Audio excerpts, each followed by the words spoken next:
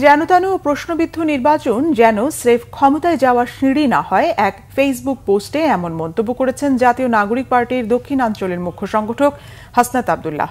হাসনাত আব্দুল্লাহ বলেন, বিএনপি বা অন্য কোনো দলের সাথে এনসিপির আসন ভাগাভাগির সমঝোতার দাবি সম্পূর্ণ ভিত্তিহীন।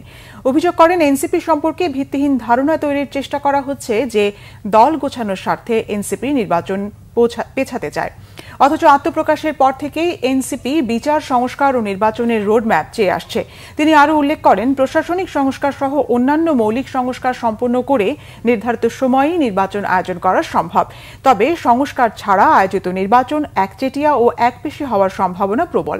জনগণের ভোটাধিকার আদায়ের লক্ষ্যে এই বছরের ডিসেম্বর থেকে আগামী বছরের জুনের মধ্যে জুলাই চার্টারের ভিত্তিতে সংস্কার কার্যক্রমের মধ্য দিয়ে সুষ্ঠু গণপরিষদ ও আইনসভার নির্বাচন আয়োজন করতে হবে বলেও মন্তব্য তার।